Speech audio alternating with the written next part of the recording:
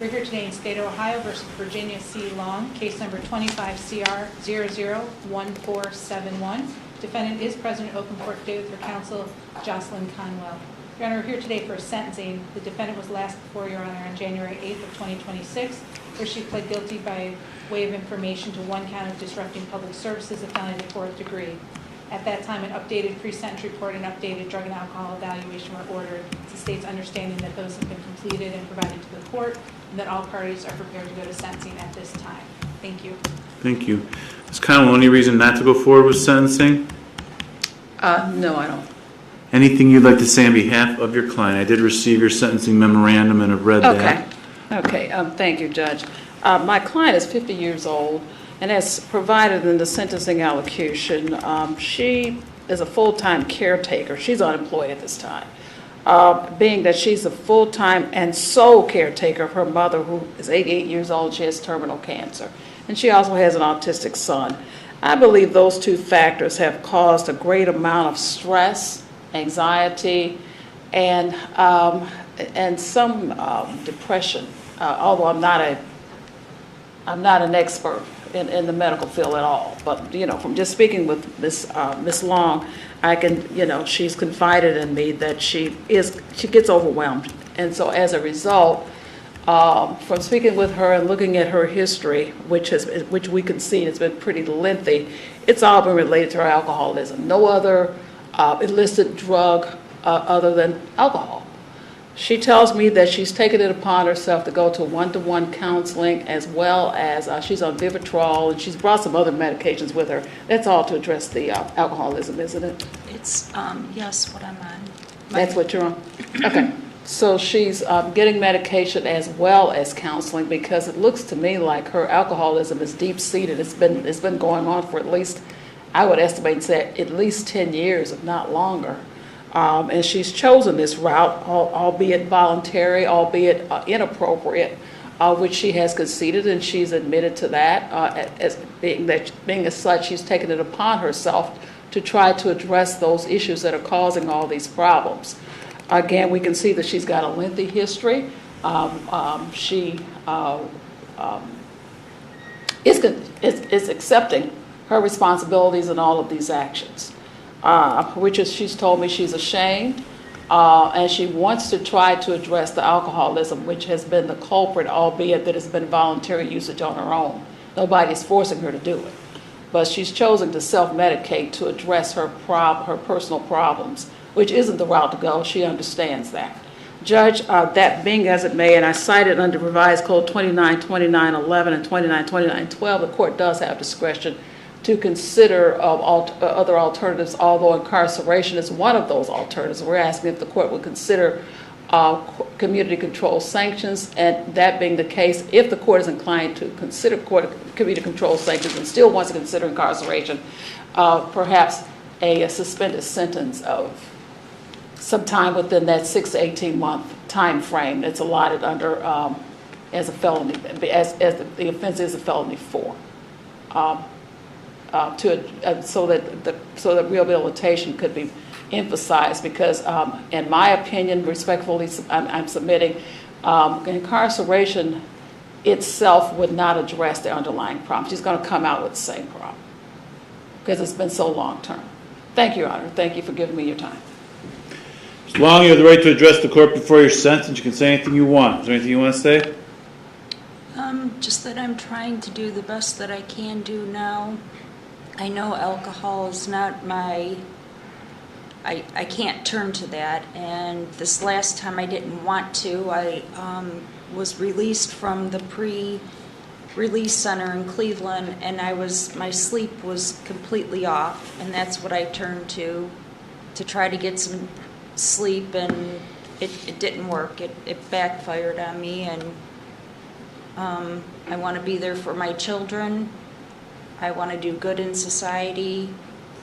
I'm not a bad person. I'm not trying to hurt anybody. I did call. My mother was sick. She ended up in the hospital with sepsis. Well, if you called for help, why are you sitting there flipping them off when they're coming to get help and not letting them do anything? Every time you come here, you say, I was calling to get help for them, and then they come to help, and you don't let them help. You yell at them, you swear at them, you flip them off. You're not letting them do what you say you want them to do. That's what happened in this time. They showed up, and you're just sitting there swearing at them. You're giving them the finger, sitting in your chair, giving them the finger as they're knocking on the door, not letting them in. Every time you come, you say, I really called because my mom needed help. And then you don't let them help your mother. And there's nothing that they do with your mother because there's no help that she needs. She was admitted for sepsis, Your Honor. Okay. She was sick. It was in her bloodstream. So why wouldn't you let them help her when they get there? Probably because of my past, knowing that they would take me. I don't know, Your Honor. It's the alcohol. You were drunk. Yes, it's the alcohol. Well, that can't be helping your mother. You talk about you're a caregiver for her, and if you're that drunk when you're taking care of her, that can't be good. Go ahead, Ms. Law. I didn't mean to interrupt you, so I want you to be able to say everything you want to say. I apologize. And any names or anything that I have said, it's not towards anybody. It's me. Well, part of the problem is you're taking them away from other legitimate calls that they could be addressing. There was three different calls that they couldn't address because they're out there dealing with you on multiple occasions.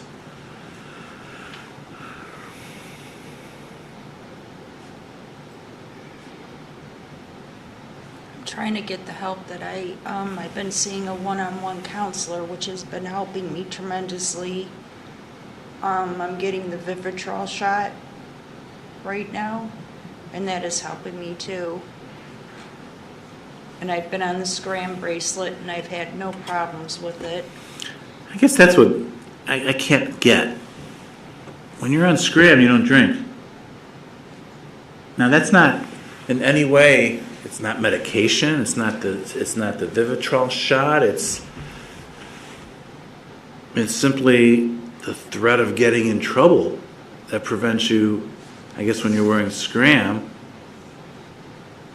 But once the bracelet comes off, that threat, I guess it's because maybe you think you can get away with it.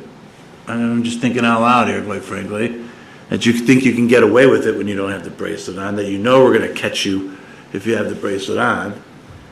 But when it's not on, it's much more difficult for us to catch you. But you're able to do it without medication. When you were with me last time, you were on SCRAM for a long time. And whenever you were on SCRAM, you didn't drink. And you weren't taking any medication. There was nothing like that was helping you not drink. You weren't doing it, right? Correct. But then once the bracelet comes off, you start drinking. I guess it's the only thing I could think of. I'm not asking you a question here because I'm just talking out loud, but I bring it up because you said the Vivitrol shot is helping you, and that's good. I'm not criticizing the Vivitrol shot. I'm just thinking to myself, if you need it, I mean, I want you to take it, so I'm not trying to talk you out of it. You're able to not drink without the Vivitrol shot if you're wearing a bracelet.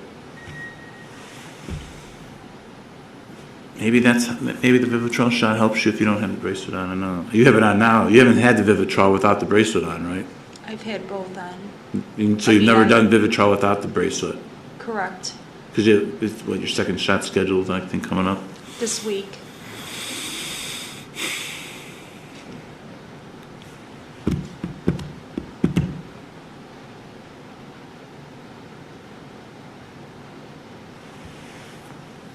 Is there anything else you'd like to say? If you can give me a chance to either keep the bracelet on, and continue with my counseling and see how the Vivitrol keeps working for me, and do AA.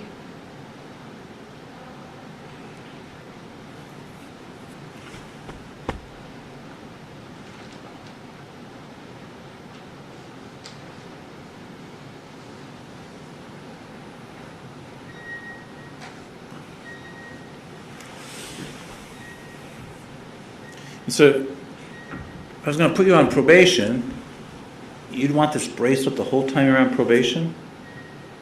I mean, it's like 2 years. That's up to you. I know it's up to me. I get it's up to me. But I mean, I don't need it on. I'm not wanting to drink.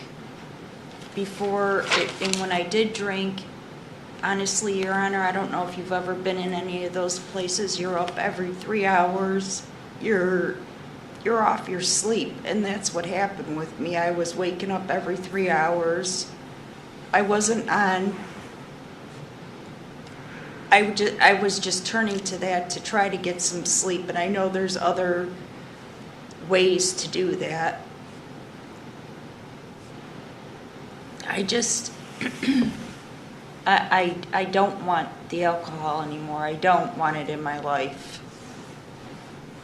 I don't.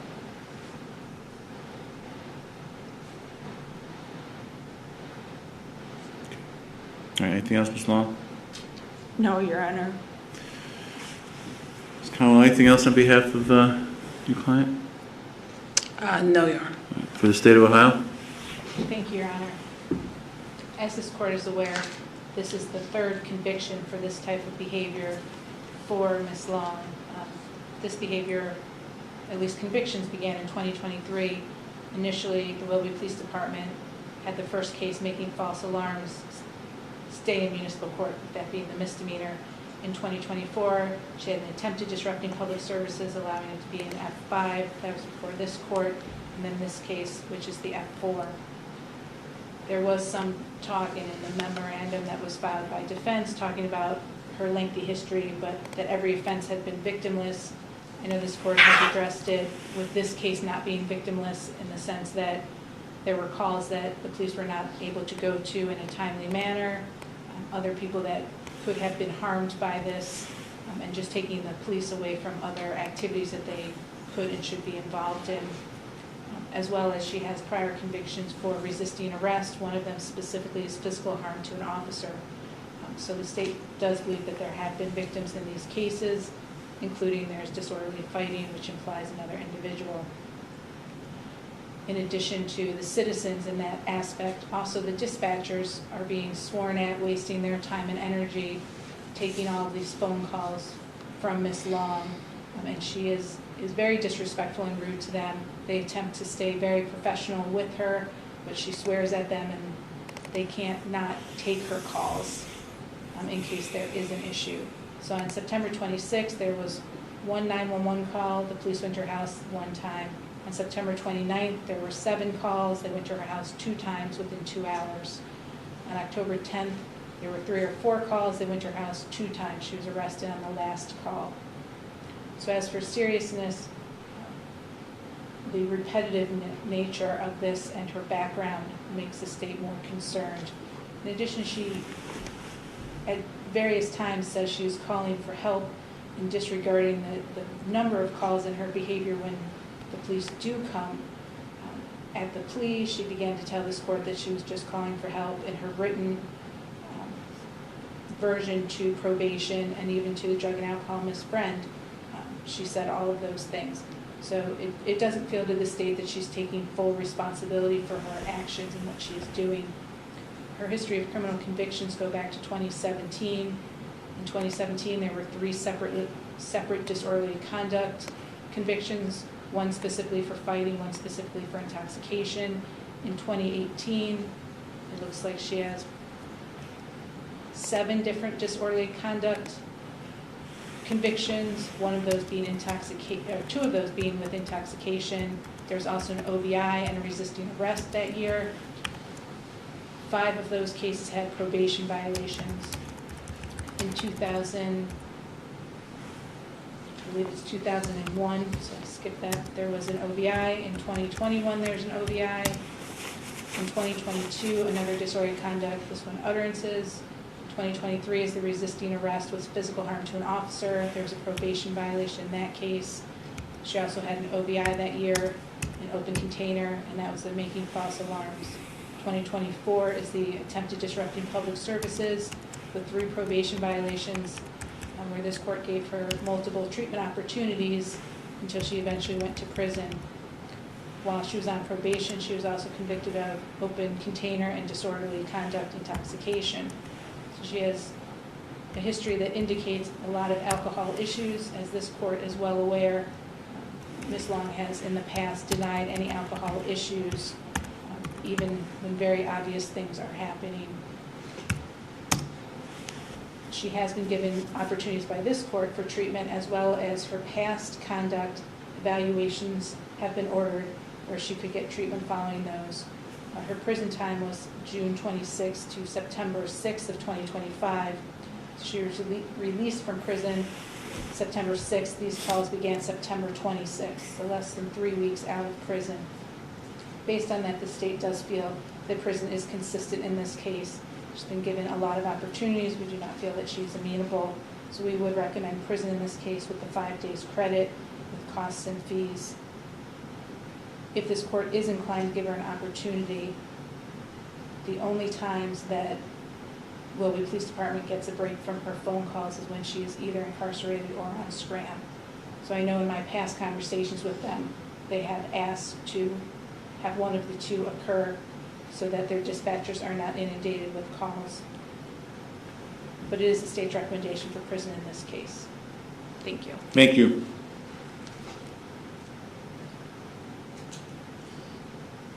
Hey, Cindy, can I see you for 1 second?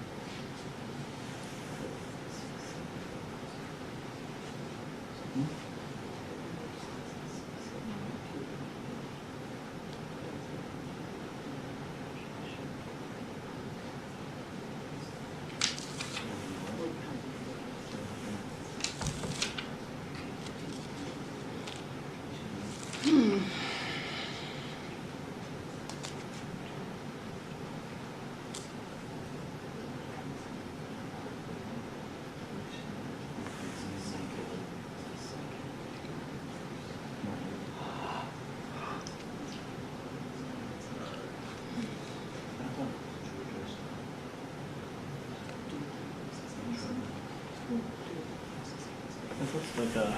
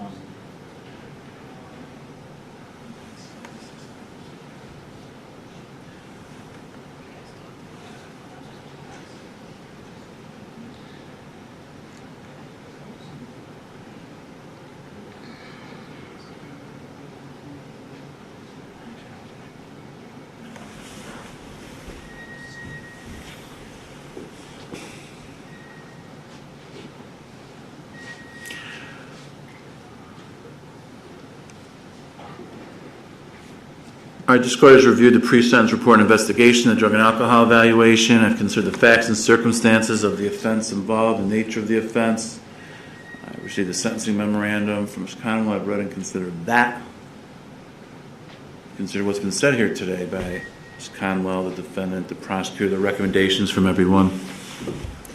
All this is considered in light of the purposes and principles of felony sentencing set forth in 29-2911. As for the factors in 29-2912,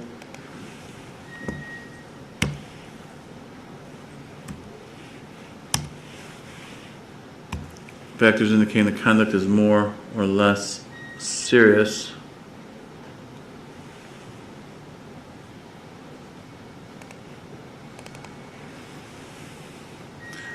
Nothing stands out factually indicating it's more or less serious. As for recidivism factors, however, many of these factors are present.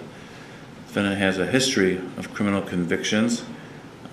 I think my count was this will be her 18th conviction. Now, most of them are misdemeanor, minor misdemeanor, disorderly conduct, intoxications, but it has progressed. And you've been given so many breaks. And the first time you do this, they don't do anything for a while. Then they give you a misdemeanor. And then they make an attempt. And now it just keeps happening. You were on probation multiple times. You violated your probation multiple times. Finally went to prison. You got out, and within a short period of time, you're doing it again. So there's a prior criminal history. You have failed in the past to comply with previously imposed sanctions ordered by courts. There's obviously an alcohol problem that relates to the offense. I will say today, I think for the first time, that maybe there's an acknowledgement of it that we never saw before in the past. There was always a denial before in the past.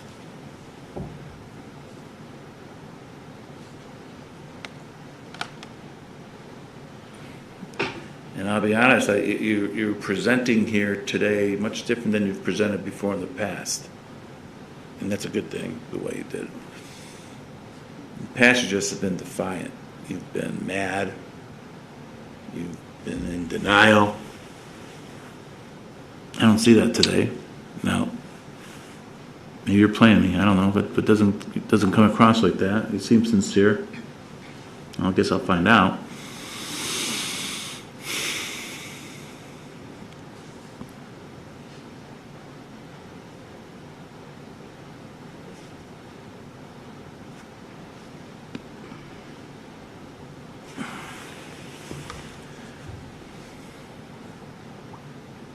It'd be so easy here, Ms. Long, to send you to prison. I can't disagree with what the prosecutor said. You just got out of prison. And you turn around and do the exact same thing that sent you there to begin with. That doesn't make any sense. Talk about your sleep pattern. I mean,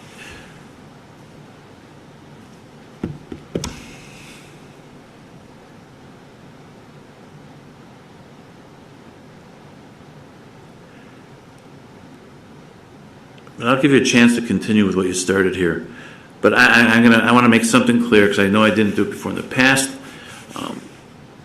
If you do this again, there's no second chances. There's no let me try something different.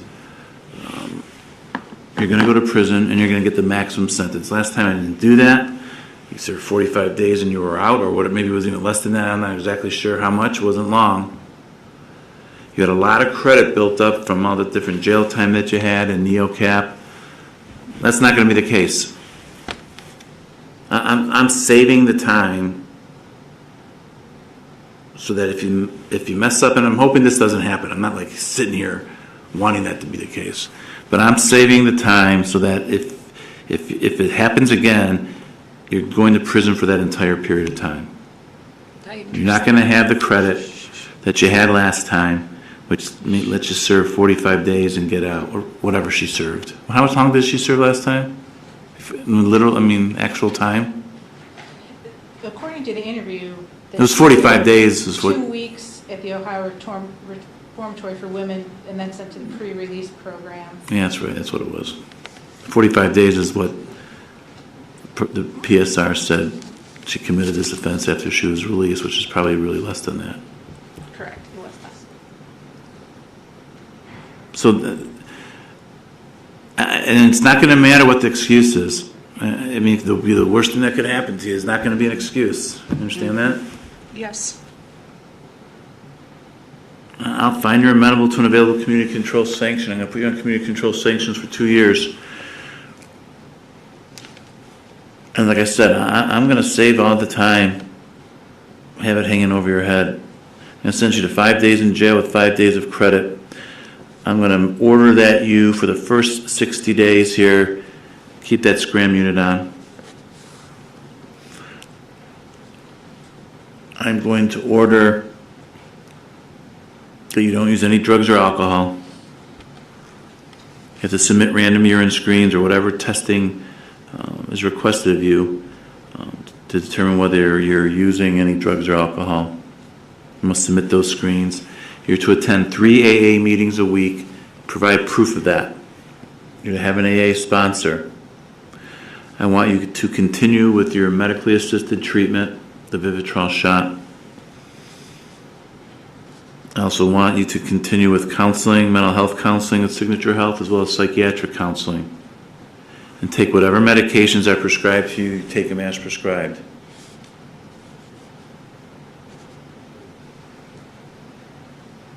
To obtain and maintain full-time employment, pay your court costs and supervision fees.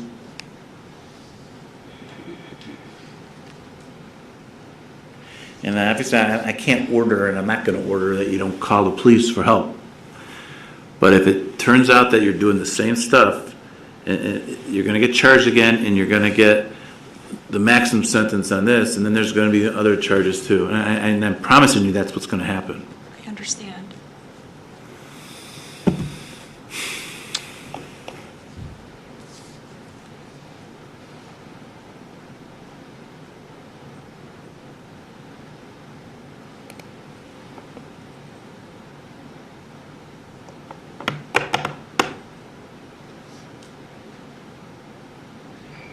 Cindy, is there anything else I should be thinking about here or considering?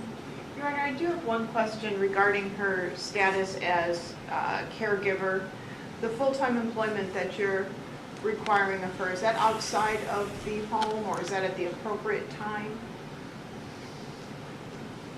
I don't know. This has been. What do you mean the appropriate time? Like, I don't know. Well. My mother's 24-hour care now, Your Honor. She's bedbound, so I change her. And I'm not trying to, feed her. but I'm not trying to be. The word I'm looking for here is, but like I'm not caring. But I mean, from the beginning, I thought you've been taking care of your mother nonstop for the last 3. I mean, the nonstop. The condition with your mother, or is it getting worse? It's getting because I mean, when we were worse. here last time, she was under hospice care, and It's getting worse. She's terminal, Judge. well, but she's all right. She's been terminal since I've been dealing with, and I'm not saying that to say she's been lying to me. I'm not questioning that, but every time we've had her, her mother's been terminal for the last 3 years, Okay. and she's been with hospice for the last 3 years. And I've never heard of that being with hospice for 3 years before, but every time she's here, she's being placed in hospice care. I get letters from family members telling me how Virginia's needed to take care of mom. She's going to be put in the hospice. She needs to be there, and that's been now again. That's a good thing she's still here. I'm not trying to be insincere here, but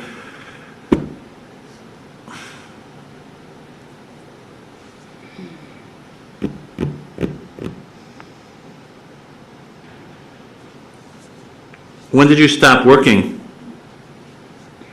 I mean, well, you didn't start probably once you got out of prison. Did you work? No, I did not, Your Honor. I was taking care of her. And like I said, believe it or not, my sleep patterns were off. I was very tired, Right, well, and I turned to the alcohol. I know I should not have done that. And I'm not saying your sleep patterns weren't off. I'm saying that's not going to be an excuse. That's not an excuse. I understand. I've been told by many of the people that come into the home that my mother wouldn't be here today if it wasn't for me, how I take care of her.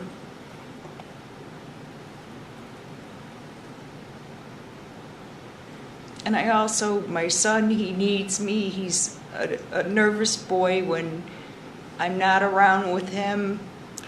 Well, then you better make sure that you're around him. Yes, and not do this have stuff. to. I mean, you don't act like that because you're doing this stuff which is preventing you from taking you away from taking care of your mom and taking you away from taking care of your son.